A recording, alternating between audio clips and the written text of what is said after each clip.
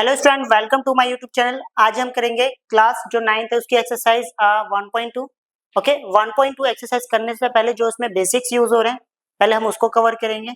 Okay, सबसे पहला जो बेसिक है वो हमारे पास ये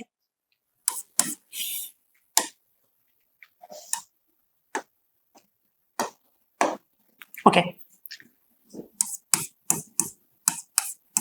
ऐसा लिखा हो या मैं इसको बोलूं x की पावर 1/2 या इसको मैं बोलूं ओके स्क्वायर रूट, इन तीनों का मतलब सेम है।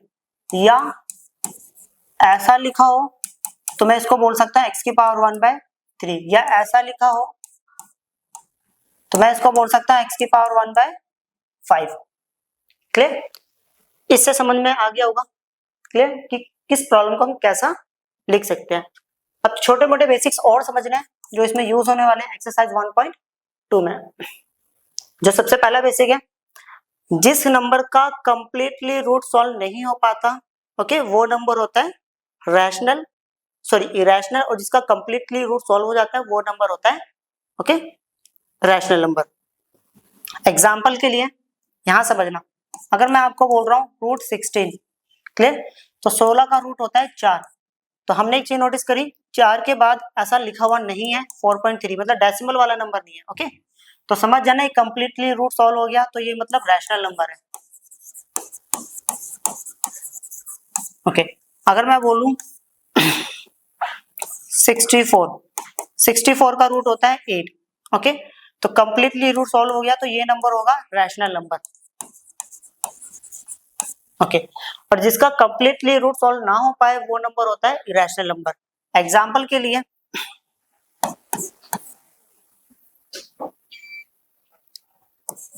रूट 8, देखो 8 को मैं लिख सकता हूं एलसीएम लेकर 2 4 2 2 एंड 2 1, तो इसको मैं ले सकता हूं 2 इंटू 2 इंटू 2। अब मुझे पता है कि रूट्स की प्रॉब्लम्स को सॉल्व करने के लिए पेयर बना जाता है, तो इनका पेयर कितने, दो दो का पेयर बनेगा, दो के पेयर में से एक दो बाहर आ गया, अंदर क्या बचा रूट 2। अब हमें एक चीज नोटिस कर रहे हैं कि यहाँ पे रूट वाला प्रॉब्लम अभी भी बचा हुआ है। अगर अभी भी रूट वाला प्रॉब्लम बचा हुआ है तो इसका मतलब ये कौन सा नंबर है, इरेशनल नंबर।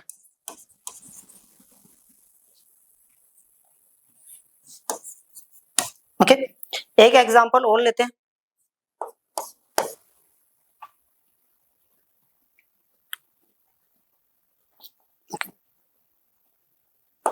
एट, अगर मैं यहाँ पे लिखता हूँ 8, ये है क्यूब रूट, तो इसका मतलब है देखो इस कोने में अगर 3 लिखा हो तो इसका मतलब है कि ये जो 8 की पावर कितनी है 1/3।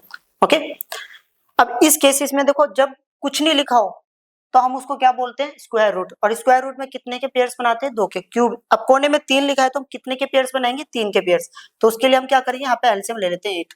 ओके, 8 का एलसीएम ऑलरेडी मैंने ले रखा है, पीछे देखो ये रहा, तो इसका मतलब मैं 8 को लिख सकता हूँ ओके 2 इंटू 2 इंटू 2। ओके, अब 3 का पेयर बनाओ।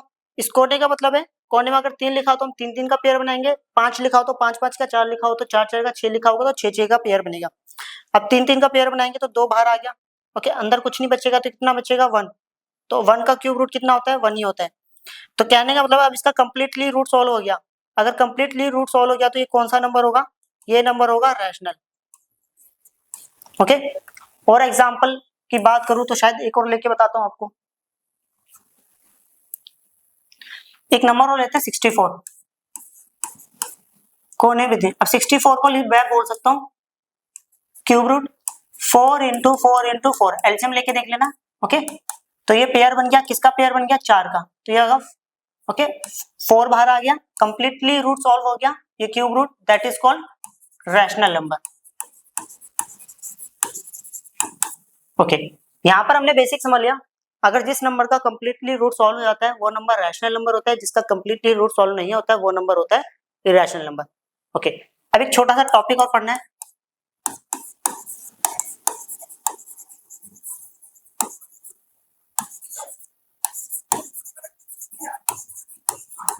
देखो पाइथागोरस थ्योरम, अब ये पाइथागोरस जो थ्योरम होती है ये सिर्फ उसी ट्रायंगल में एप्लीकेबल होती है जो ट्रायंगल हमारे पास 90 डिग्री का होता है।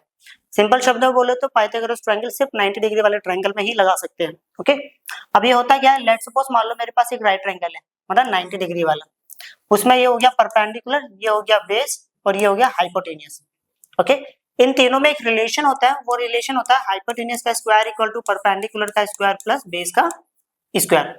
ओके, ये भी यूज होने वाला है एक्सरसाइज 1.2 में। ओके, अब करते हैं हम एक्सरसाइज 1.2। ये हमारे पास है एक्सरसाइज 1.2, इसमें क्वेश्चन लिखा हुआ है first, every irrational number is a real number. Okay, एक बात समझना, देखो जो रियल नंबर होता है उसको हम दो कैटेगरी में डिवाइड करते हैं, रैशनल और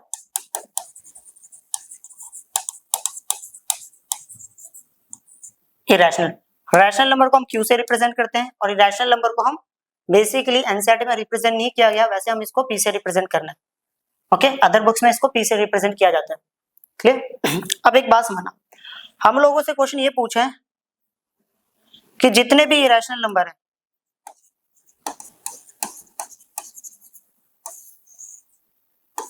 क्या वो सारे रियल नंबर होंगे?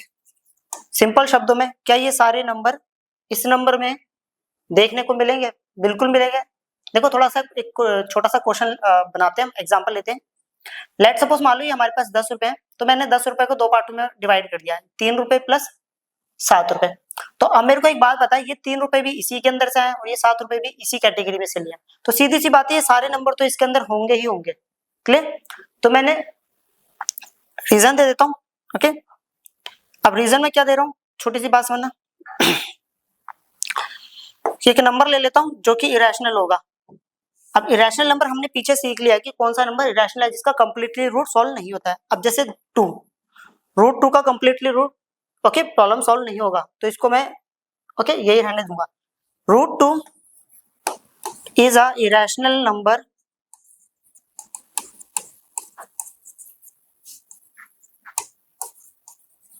But also a real number. मतलब रूट 2 जो है हमारा इरेशनल नंबर है और उसको हम रियल नंबर भी बोल सकते हैं। क्लियर? सेकेंड पॉइंट यहां कर लेते हैं। इसने बोला है every point on a number line is of form root m where m is a natural number. इन्होंने बोला है नंबर लाइन पर जितने भी पॉइंट्स होते हैं, जितने भी नंबर्स होते हैं, क्या वो नंबर रूट m के टाइप का होगा, और जहां पर m जो है वो नेचुरल नंबर है। अब पहले तो देखो यहां पर बोला गया है m is a natural number. Okay, m जो है यहाँ पर क्या है, नेचुरल नंबर। तो ऐसा करते हैं, पहले बारी बारी नेचुरल नंबर लेते हैं। m की वैल्यू सबसे पहला नेचुरल नंबर होता है 1, फिर होता है 2। ओके, अगर m की वैल्यू उठाता और यहाँ रखता हूँ तो ये कितना होगा, रूट 1, और रूट 1 की वैल्यू कितनी होती है, 1। अब m की वैल्यू 2 उठाओ, इस रूट m में रखो, तो ये हो गया रूट 2। रूट 2 सॉल्व नहीं होगा तो कितना आएगा, रूट 2 ही रहेगा।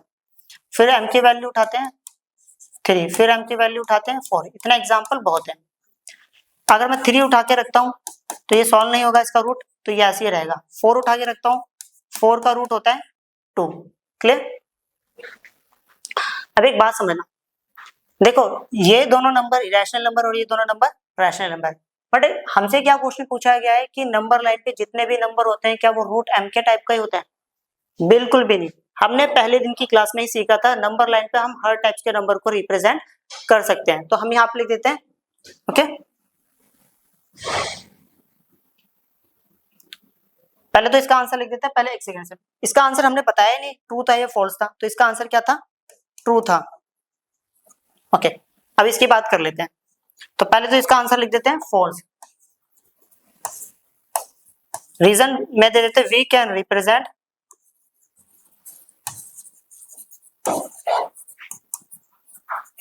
each and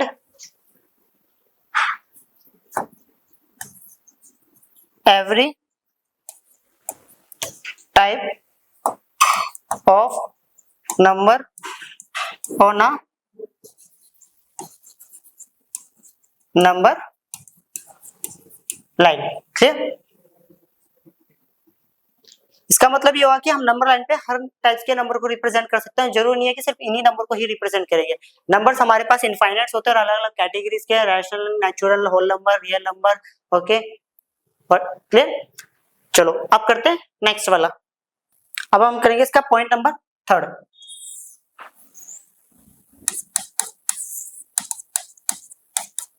okay, every real number is a rational number. हमें बोला गया कि क्या सारे रियल नंबर इरेशनल नंबर होते हैं?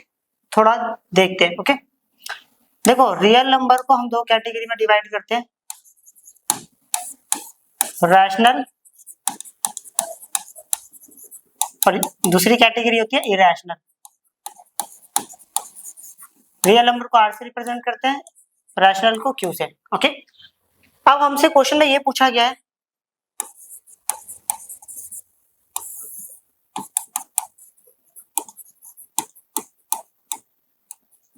ओके ये इरेशनल है। हमसे ये पूछा गया कि ये सारे रियल नंबर इरेशनल नंबर हो सकते हैं, तो ये बिल्कुल गलत है, क्योंकि देखो 2, पहले तो मैंने लिख दिया false, 2 is a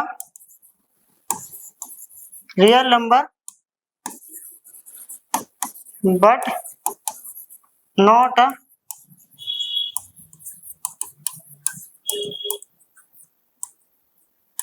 irrational number. Clear? अब करते हैं हम सेकंड क्वेश्चन। ये हमारे सामने क्वेश्चन है, इसमें बोला है are the square roots of all positive integer irrational. इन्होंने बोला है कि अगर हम पॉजिटिव इंटीजर्स लेते हैं और उनका स्क्वायर रूट निकालेंगे तो क्या हमारा आंसर इरेशनल निकलेगा? इफ नॉट, अगर नहीं आता है, give an example of the square root of number that is a rational number. Okay, फिर हमें वो एग्जांपल देना है कि उन नंबर्स का स्क्वायर रूट निकालना है जो कि रैशनल हो। तो देखो एक एग्जांपल ऐसा करते हैं, पहले ही ले लेते हैं हम लोग।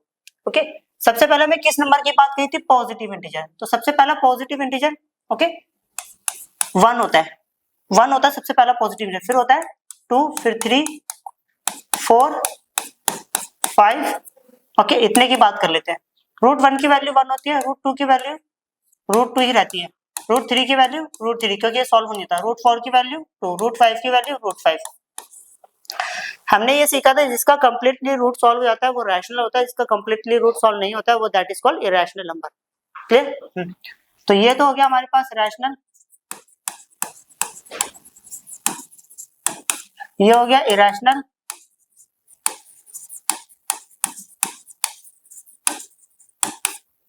ये भी इरेशनल हो गया,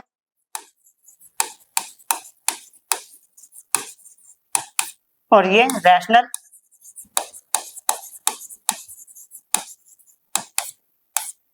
और ये हो गया इरेशनल। चलो देखो, अब हमने पूरा जो भी हमसे पूछा गया था हमने उसका आंसर दे दिया, कुछ जो मिस हो गया वो लिख देंगे अभी। Are the square root of all positive integer irrational. हमसे पूछा गया था अगर मैं जितने भी पॉजिटिव इंटीजर लूं और उनका स्क्वायर रूट निकालूं, क्या हमारा आंसर हमेशा इरेशनल ही निकलेगा? नहीं, हमारा आंसर रैशनल भी निकल सकता है। तो इसका मतलब बुक वालों ने जो बताया था वो क्या होगा? गलत। तो मैंने लिख दिया false. Okay, square roots of all positive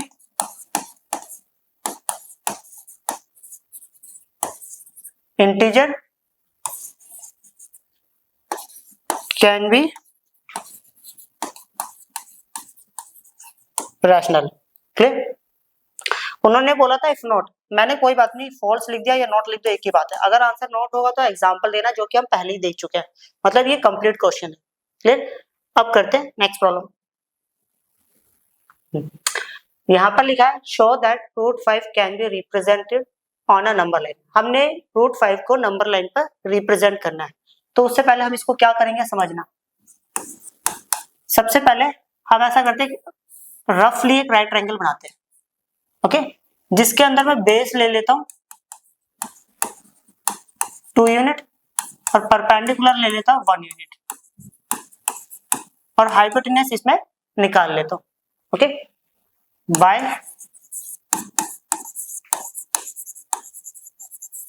Pythagoras theorem. हमने पाइथागोरस थ्योरम से ये सीखा था कि हाइपोटेन्यूज का स्क्वायर इक्वल टू होता है परपेंडिकुलर का स्क्वायर प्लस बेस का स्क्वायर। ओके, हाइपोटेन्यूज का स्क्वायर इक्वल परपेंडिकुलर की वैल्यू मेरे पास 1 है और बेस की वैल्यू मेरे पास कितनी है 2, तो इधर स्क्वायर है तो यहाँ पर आके क्या बनेगा रूट। ओके, अब देखो पहले एक छोटी सी बात सुनना, यूनिट तब लिखा जाता है जब मीटर सेंटीमीटर किलोमीटर ऐसी कोई भी यूनिट नहीं दी गई तो उस केस में हमें सिर्फ यूनिट लिखना होता है। ओके, 1 का स्क्वायर 1 और 2 का स्क्वायर 4, वी विल गेट कितना हो गया 5।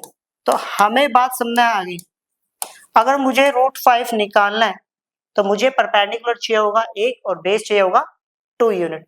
ओके, अब देखो कैसे इसको ड्रॉ करते हैं। सबसे पहले हमें एक नंबर लाइन ड्रॉ करनी है। ओके, देखते हैं इसमें अगर स्केल होता है तो, चलो कोई बात नहीं, एक लाइन ड्रॉ करनी है। ओके, मैं तो कंपास पेंसिल रबर शार्पनर कुछ भी यूज नहीं कर रहा, आपको ये यूज करना है, देन उसके थ्रू आपको बनाना है। Okay, minus infinity two plus infinity, इसको नाम दे दिया ओरिजिन। ओरिजिन को देखो यहाँ जहां से 0 स्टार्ट होता है उसको ओरिजिन बोला जाता है। ओके, ओ नाम दे दिया। अब इन्होंने बोला था कि बेस जो नीचे वाली जो लाइन होनी चाहिए वो 2 यूनिट होनी चाहिए, तो मान लेते मैंने कंपास कुछ इतना खोल लिया है, इतना एक्सपेंड कर लिया। क्लियर, अब देखो मैंने इतना एक्सपेंड करा कंपास, इसके ऊपर रखा और यहाँ पर कट मार दिया, फिर इसके ऊपर दोबारा रखा, यहाँ पर कट मार दिया, इसके ऊपर रखकर यहाँ पर दोबारा, समझेंगे ये पेंसिल है और ये कंपास की टिप, सॉरी ये कंपास की टिप है, ये पेंसिल है। कंपास की टिप को मैंने यहाँ रखा, एक आर्क मारा, फिर उसको मैंने बंद नहीं करा है, फिर यहाँ रखा, फिर एक और आर्क मार दी। क्लियर, ओके, ये कितना था 1 यूनिट, ये भी कितना था 1 यूनिट। चलो ये वाली बात तो समझ में आ गई। ओके, फिर यहाँ पर कितना यूनिट बनाना था 1 यूनिट। अब 1 यूनिट मतलब है जितना आपने पहले खोला है उतना यहाँ पर भी बनाना है। अब यहाँ पर बनाने से पहले हमें एक छोटी सी बात समझनी है, यहाँ पर 90 डिग्री भी है, तो पहले 90 डिग्री बनाएंगे, देन फिर 1 यूनिट का आर्क लगाएंगे। अब 90 डिग्री कैसे बनाएंगे, अपनी मर्जी से थोड़ा बहुत जितना मन कर रहा है उतना कंपास खोल लेना, तो मैंने थोड़ा सा कंपास खोल लिया इतना, ये कंपास की टिप है, ये पेंसिल है, इसके ऊपर रखा,